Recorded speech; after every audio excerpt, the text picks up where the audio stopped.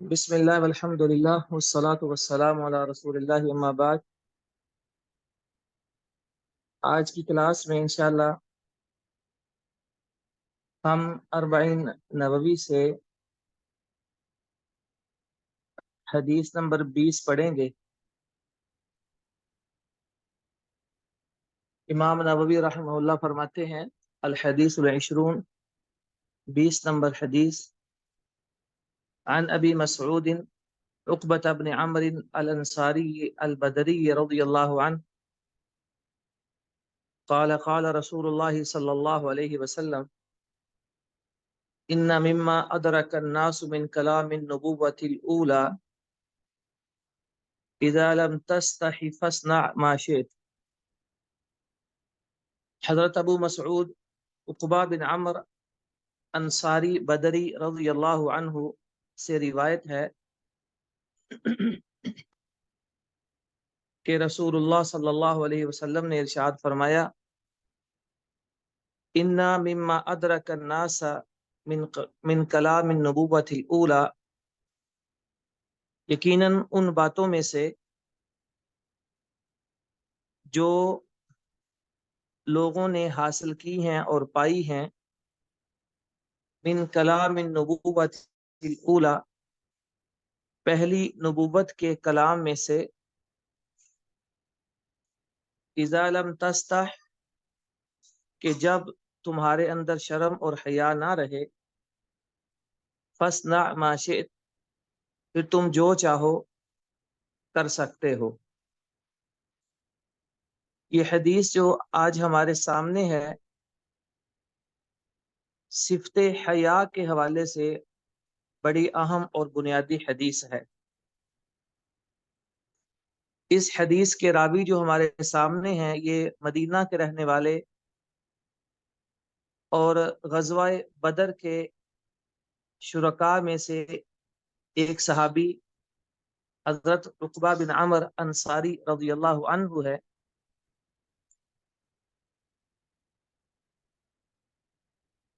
انہوں نے 102 احادیث روایت کی ہیں اور 40 ہجری کے بعد ان کی وفات ہوئی تھی۔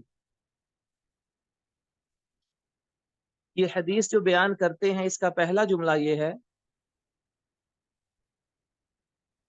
ان مما ادرک الناس من کلام النبوۃ الاولی، کہ ان باتوں میں سے جو پہلی امتوں میں، پہلی قوموں میں اور پہلے انبیاء کے ہاں لوگ مسلسل سنتے رہے اور آگے بھی یہ بات چلتی رہی،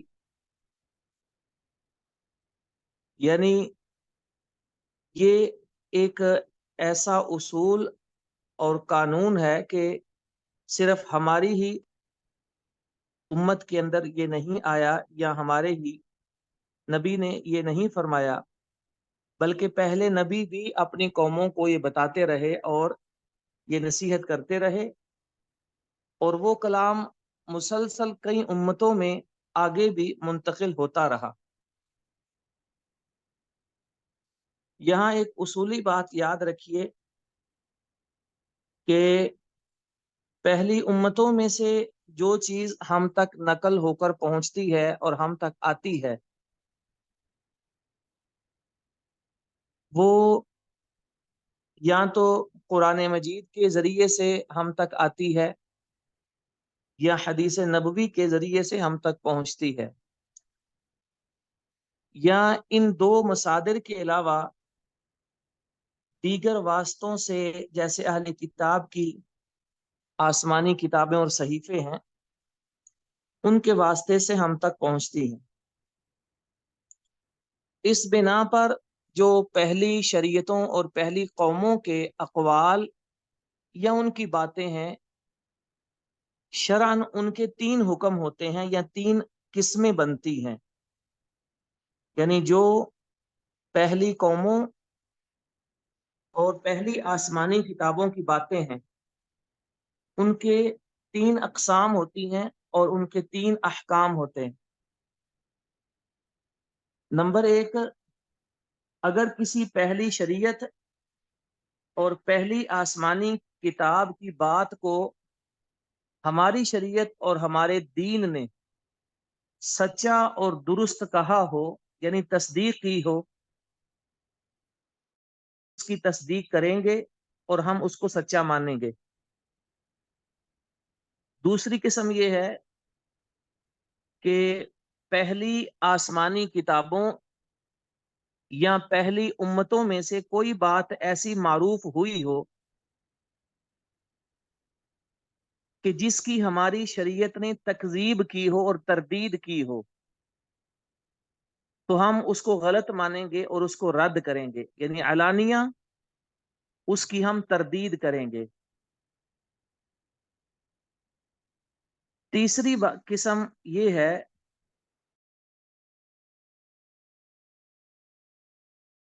کہ پہلی قوموں میں سے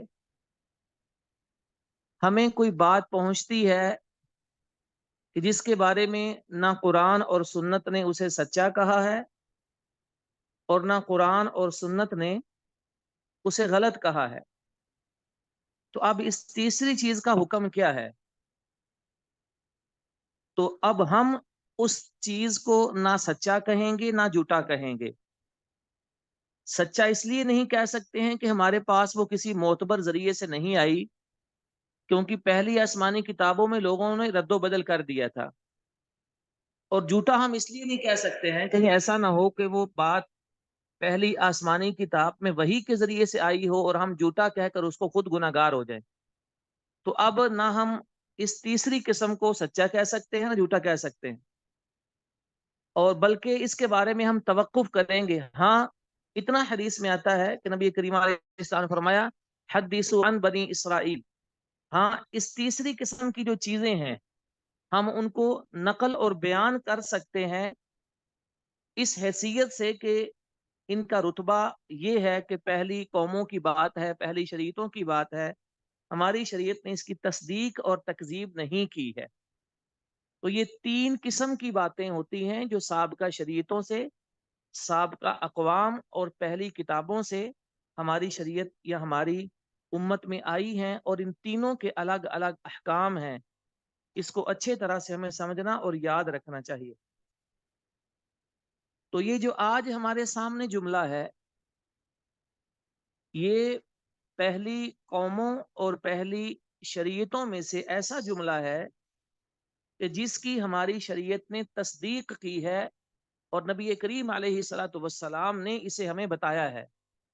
یعنی ہماری شریعت نے چونکہ اس کی تصدیق کی ہے، اس لیے ہم بھی اس کو سچا مانیں گے اور ہماری شریعت کا یہ حصہ بنا دیا گیا ہے، کیونکہ نبی کریم علیہ الصلوۃ والسلام نے بھی اس کو بیان فرما دیا ہے۔ تو بات یہ ہے کہ ایسا جملہ اور ایسا عمل کہ جو نسل در نسل پہلی نبوتوں اور قوموں کے اندر چلتا رہا،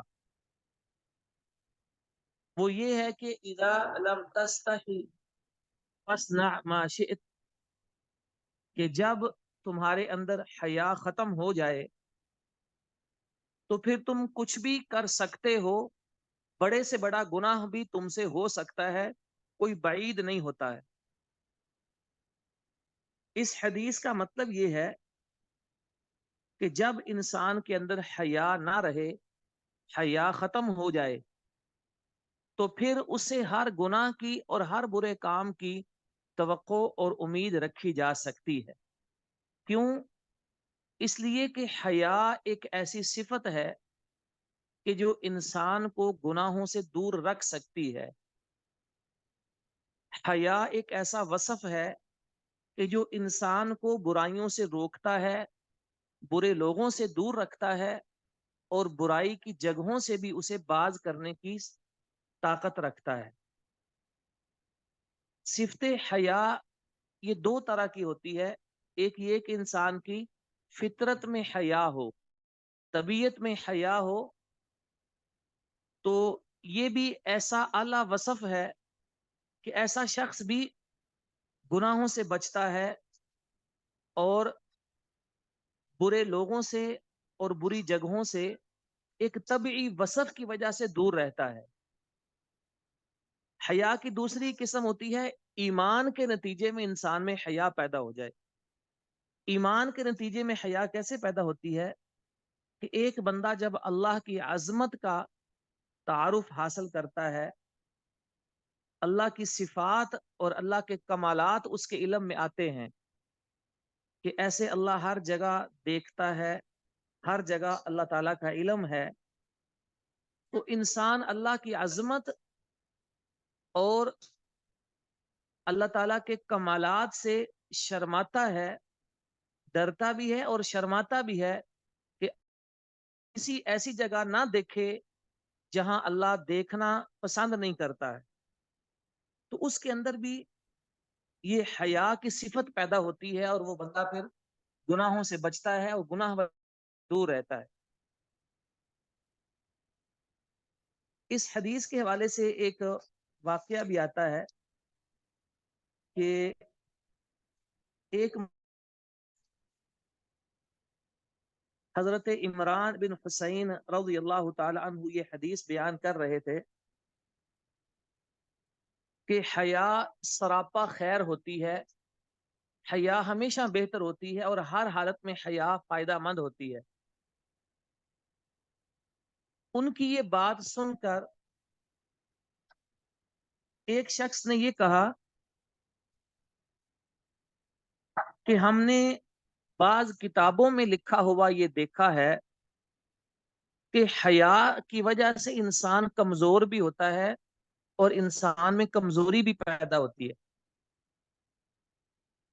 یہ بات سن کر حضرت عمران بن حسین رضی اللہ عنہ غصے میں آ گئے اور ناراض ہوئے اور کہنے لگے کہ میں تمہیں اللہ کے نبی کی بات سنا رہا ہوں، ان الحیاء کلہ خیر، کہ حیا ساری کی ساری ہر اعتبار سے خیر کا سبب ہے، اور تم مجھے یہ سنا رہے ہو کہ فلاں جگہ میں نے ایک کتاب میں دیکھا تھا کہ حیا کمزوری پیدا کرتی ہے۔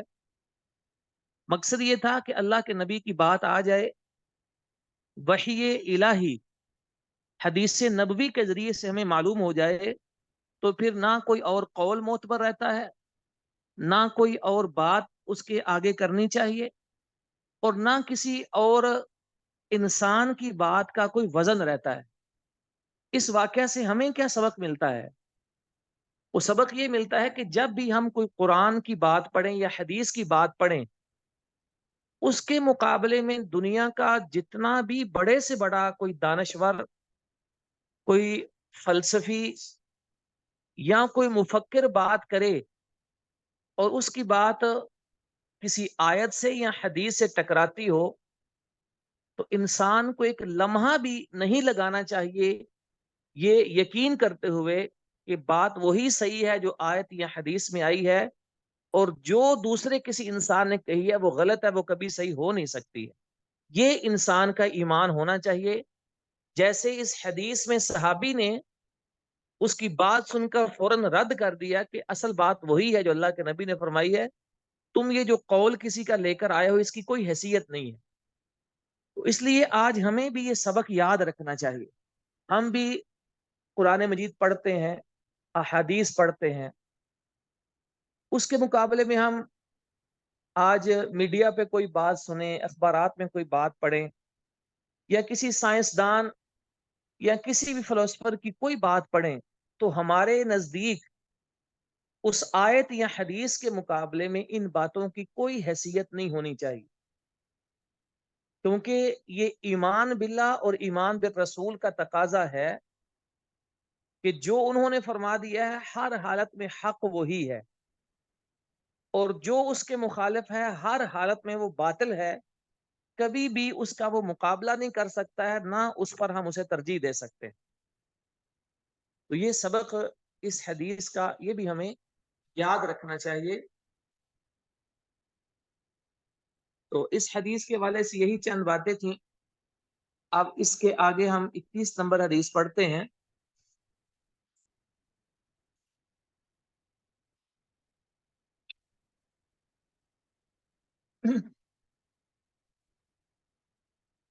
الحدیث الحادی والعشرون، 21 نمبر حدیث۔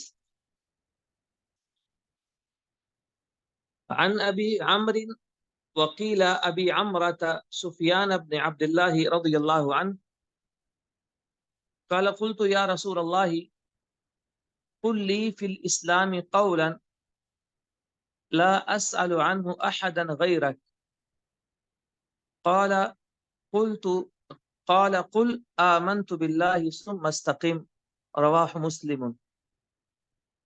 حضرت ابو عمر، اور ایک قول کے مطابق ان کی کنیت ہے ابو عمرہ، سفیان بن عبداللہ رضی اللہ عنہ سے یہ روایت ہے، قال انہوں نے کہا قلت، میں نے عرض کی، یا رسول اللہ، اے اللہ کے رسول علیہ السلام، قل لی فی الاسلام قولا، مجھے اسلام کے متعلق ایک ایسی بات بتا دیں، لا اسأل عنہ احدا غیرک، کہ اس کے بارے میں پھر مجھے آپ کے علاوہ کسی اور سے سوال کرنے کی کوئی ضرورت باقی نہ رہے۔ قال، فرمایا، قل، کہو، آمنت باللہ، میں اللہ پر ایمان لایا، فاستقم، پھر اس پر ڈٹ جاؤ اور ساری زندگی اسی پر کھڑے رہو، رواہ مسلم، اس سے حدیث کو امام مسلم نے روایت کیا ہے۔ اس حدیث کے راوی جو ہمارے سامنے ابو عمر یا ابو عمرہ ان کی کنیت ہے، سفیان بن عبداللہ، یہ طائف کے رہنے والے تھے، بنو ثقیف قبیلے سے ان کا تعلق تھا۔ تو یہ طائف کے وفد کے ساتھ نبی کریم علیہ السلام کے پاس آئے اور انہوں نے اسلام قبول کیا۔ انہوں نے 5 احادیث روایت کی ہیں۔ ان کی وفات 40 ہجری میں ہوئی تھی۔ انہوں نے جو سوال کیا جو ہمارے سامنے ہے، یہ حدیث بھی جوامع کلم میں سے ایک ہے اور اس کی بہت بڑی مثال ہے۔ سوال وہ یہ کرتے ہیں کہ قل لی فی الاسلام قولا، اے اللہ کے رسول علیہ السلام، مجھے دین کے بارے میں کوئی ایسی بنیادی بات بتا دیں اور اس صراحت کے ساتھ مجھے سمجھا دیں، لا اسأل عنہ احدا غیرک، کہ آپ کے بعد پھر میں کسی اور سے وہ سوال نہ کروں۔ تو نبی کریم علیہ السلام، جن کو اللہ تعالیٰ نے یہ کمال دیا تھا، یہ معجزہ دیا تھا کہ آپ مختصر الفاظ میں بہت بڑے معانی پر مشتمل جامع کلمات فرمایا کرتے تھے، آپ نے فرمایا، قل، یہ کہو، آمنت باللہ، کہ میں اللہ پر ایمان لے آیا، یعنی اللہ کی توحید اور الوہیت کا اقرار کرو، ثم مستقم، پھر اس پر ڈٹ جاؤ اور ساری زندگی تم نے اس پر کھڑے رہنا ہے، اس سے آگے پیچھے نہیں ہٹنا ہے۔ اس حدیث میں نبی کریم علیہ الصلوۃ والسلام نے ایمان پر استقامت کا درس دیا ہے۔ ہمارے سامنے دنیا میں 2 طرح کے لوگ ہوتے ہیں۔ پہلا گروہ ان لوگوں کا ہوتا ہے کہ جو ایمان باللہ کا اقرار کر لیتے ہیں، اللہ پر ایمان لے آتے ہیں، لیکن اس کے بعد ان کی زندگی میں ایمان نظر نہیں آتا، ان کے عمل کے اندر ایمان دکھائی نہیں دیتا ہے، یعنی صرف زبان سے ایمان باللہ کا اقرار کر لیتے ہیں، یہ کافی نہیں ہے۔ اس حدیث میں یہ سمجھایا گیا ہے، یعنی کہنا تو ضرور ہے کہ میں اللہ پر ایمان لایا، لیکن اتنا کافی نہیں، بلکہ ثم مستقم، پھر اللہ پر ایمان کے بعد لازمی عمل یہ کرنا ہے کہ ساری زندگی ایمان باللہ کے ساتھ گزارنی ہے اور ایمان باللہ کو چھوڑنا نہیں ہے۔ کیونکہ بہت سارے لوگ ایسے ہوتے ہیں کہ ان کے عمل میں استقامت نظر آتی ہے، نیکی نظر آتی ہے، لیکن وہ ایمان باللہ سے خالی ہوتی ہے، ان کی زندگی میں توحید نہیں ہوتی، ان کے اعمال میں شرک ہوتا ہے۔ ایسے لوگ استقامت پر کھڑے بھی رہیں تو ان کا کوئی فائدہ نہیں ہوتا۔ یعنی اگر بندہ ایمان باللہ کہے زبان سے اور عمل سے خالی نظر آئے تو یہ بھی ناکام لوگ ہیں، اور اگر کوئی شخص نیکی اور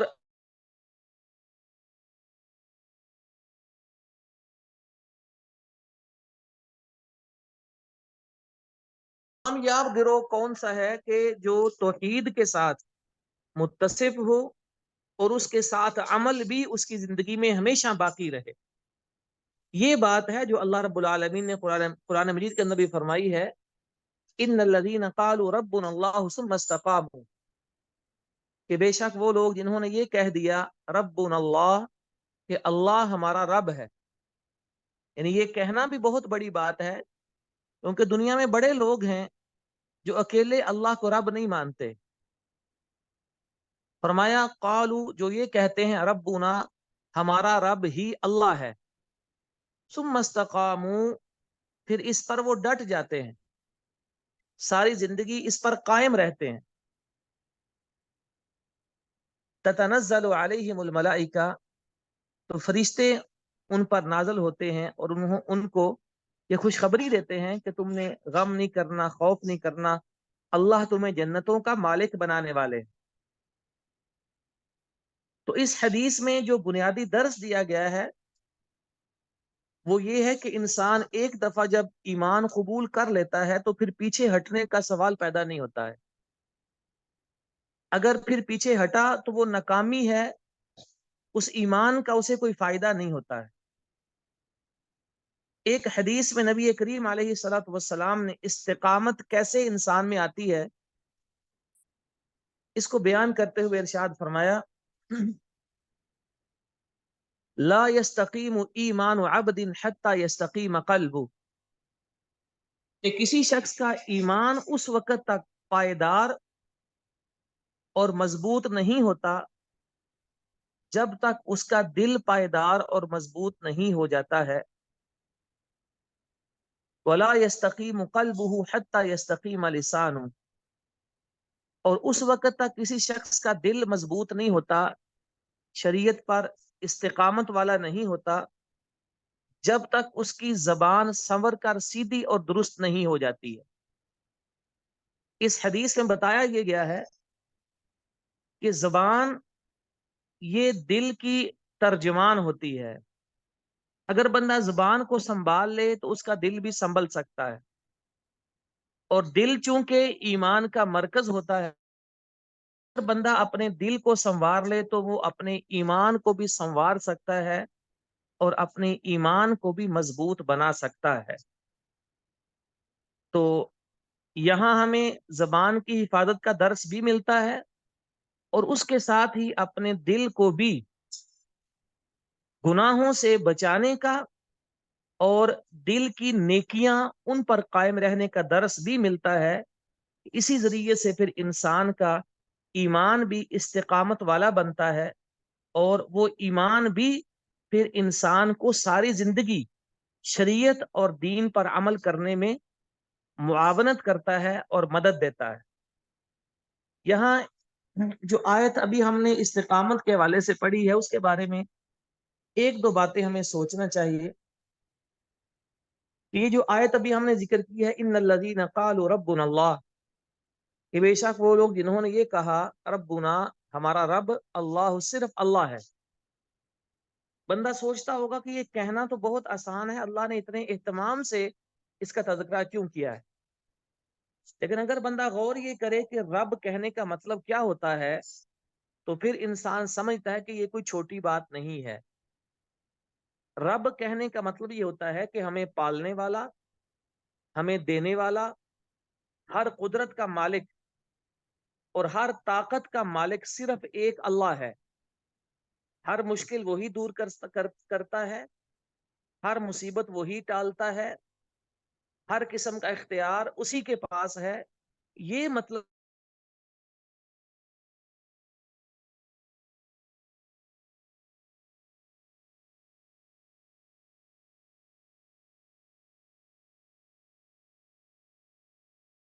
ہے کہ دنیا میں ہر طاقت کا مالک صرف اللہ ہے. وہ یہ مانتا ہے کہ دنیا میں ہر قدرت صرف اللہ کے پاس ہے. وہ یہ کہتا ہے کہ ہر مشکل صرف اللہ دور کرتا ہے. وہ یہ کہہ رہا ہوتا ہے کہ ہر موقع پہ مدد کرنا یہ صرف اللہ کا کام ہے. اب جو بندہ یہ طاقت، اختیار، مدد. جو بندہ یہ ساری باتیں اللہ میں مانے، غوث اعظم نہیں کہہ سکتا ہے. وہ کبھی کسی مخلوق کو دستگیر نہیں کہہ سکتا ہے. وہ کبھی کسی مخلوق کو گنج بخش نہیں کہہ سکتا ہے. وہ کبھی کسی مخلوق کو داتا نہیں کہہ سکتا ہے. یہ معنی ہوتا ہے ربنا اللہ، کہ اللہ ہمارا رب ہے. وہ مانتا ہے، وہ ان معنی کے ساتھ صرف اللہ کو خاص کرتا ہے، مخلوق کے لیے کوئی ایسی بات تسلیم نہیں کرتا ہے. اب آپ ذرا اپنے معاشرے میں نظر دوڑائیں کہ یہاں کتنے لوگ ہیں جو صرف اللہ کو رب ماننے والے ہیں، اور کتنے لوگ ہیں جو اللہ کی صفات دستگیر، گنج بخش، غوث اعظم، داتا، غریب نواز، یہ ساری اللہ کی صفات دوسروں کو دینے والے ہیں. تو پھر آپ کو یہ بات سمجھ میں آئے گی کہ اللہ کو رب ماننے والے بہت زیادہ لوگ ایسے ہیں جو شرک کا بھی ارتکاب کر رہے ہیں، اور بہت کم لوگ ایسے ہیں جو خالصتاً صرف اللہ کو رب ماننے والے ہیں. اور پھر جو اللہ کو رب ماننے والے ہیں ان ساری صفات کے ساتھ، ان میں یہ دیکھیں ثم استقاموا، کہ پھر ساری زندگی اس پر کھڑے رہنے والے ان میں سے کتنے ہیں. ایک بندہ اللہ کو رب مانتا ہے لیکن وہ نماز نہیں پڑھتا تو اس کے اندر استقامت نہیں ہے. ایک بندہ اللہ کو رب مانتا ہے لیکن وہ جھوٹ بولتا ہے تو وہ استقامت سے خالی ہے. ایک بندہ اللہ کو رب ماننے کا دعویٰ کرتا ہے لیکن وہ رشوت، ملاوٹ، سود، جھوٹ، ان سارے گناہوں کا ارتکاب کرتا ہے تو وہ استقامت سے خالی ہوتا ہے.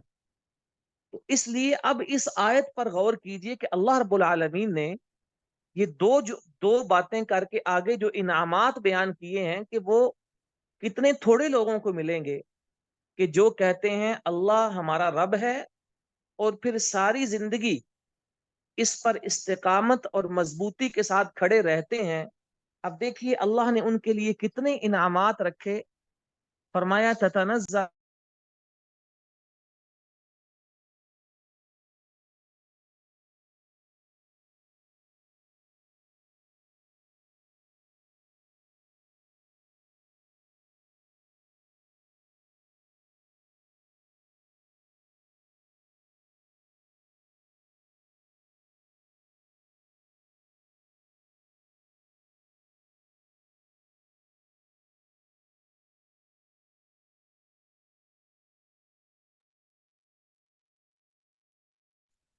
ہم دنیا میں بھی تمہارے دوست ہیں اور آخرت میں بھی. وَلَكُمْ فِيهَا مَا تَشْتَهِي أَنفُسُكُمْ، اور آخرت میں، جنت میں تمہیں ہر